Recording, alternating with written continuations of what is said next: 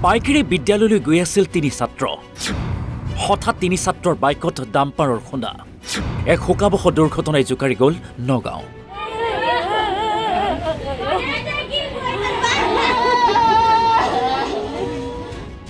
সোমবাৰে পুৱাই নগাঁও ৰূপহীহাটত সংঘটিত হ'ল এক কৰুণ ঘটনা AS02AL 1637 নম্বৰৰ TVS মটৰচাইকেলখনেৰে বিদ্যালয়লৈ গৈ আছিল 3 ছাত্ৰ কিন্তু বিদ্যালয় নপাওঁতে ৰূপহী বজাৰৰ মাজমজিয়াত AS25EC87 23 নম্বৰৰ এই ডাম্পাৰখনে খুন্দা মাৰে বাইকখনত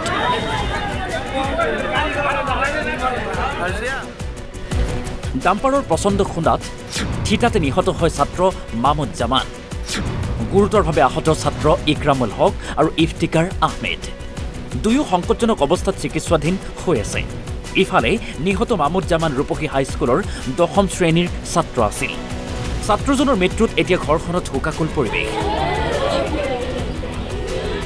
ইপিনে জমদূতৰূপী ডাম্পাৰৰ দৌৰাত্ম্যত অতিষ্ঠ হৈ পৰিছে জনসাধাৰণ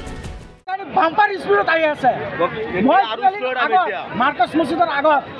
মই একদম ছাইডত আহি আছো সি মোৰ হাত লগাই দিব লাগিছে ডাম্পাৰ কৰ মোৰ গাত মই চাইকেলৰ ছাইডত আহি আছো মোৰ গাত উঠাই দিব লাগিছে মই পিছত ৰাস্তাৰ পৰা নামি গৈছো তিনিআলি পাৰ হৈ আহি পেলাই ইয়াত মাৰি দিলে নহয় এই বাইকত মৰি গ'ল বাইকত মাৰিছে বাইকত মাৰি দিলে কি হৈছে 3জন আছিল এটা মৰি গ'ল লগে লগে দুটা হস্পিটেলত লৈ গৈছে স্কুলত গৈ আছে ৰাজ্যৰ চৌদিশে দিনে নিশাই চলা ডাম্পাৰে প্ৰায় দৈনিক সংঘটিত কৰিছে এটাৰ পাছত আনটো দুৰ্ঘটনা কিন্তু তাৰ পাছতো যেন ডাম্পাৰক নিয়ন্ত্ৰণ কৰাত ব্যৰ্থ হৈছে চৰকাৰ প্ৰশাসন আমাৰ এই ডাম্পাৰবিলাক যে চলি আছে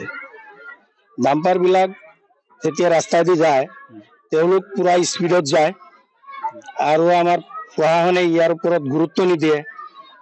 স্কুলৰ সময়ত আমাৰ ৰূপহী এলেকাত যথেষ্ট ল'ৰা ছোৱালীৰ ভিৰ হয় ছাত্ৰ ছাত্ৰীৰ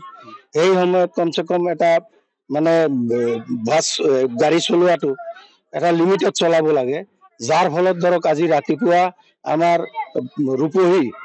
চিনিয়ৰ মাদ্ৰাছা যিখন আছিলে বৰ্তমান হাইস্কুল সেই হাইস্কুলৰ সন্মুখত ডাম্পাৰৰ লগত খুন্দা খাই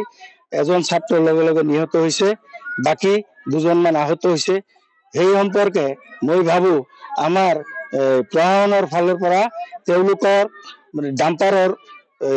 ড্ৰাইভাৰসকলক নাকি লোৱাৰ ব্যৱস্থা কৰিব লাগে কাৰণ এনেকে চলিলে অটপালি কৰি যদি গাড়ী চলায় কিমান মানুহ এক্সিডেণ্ট হৈ আছে কিন্তু গুৰুত্ব কম সেইকাৰণে মই আহ্বান জনাইছো মানে আমাৰ প্ৰশাসনৰ ফালৰ পৰা তেখেতসকলে যেন ইয়াৰ ওপৰত যথেষ্ট গুৰুত্ব আৰোপ কৰে আৰু তেওঁলোকক নাকি লগোৱাৰ ব্যৱস্থা কৰে ৰূপহীহাটৰ পৰা গুলজাৰ হুছেইন অসম লাইভ 24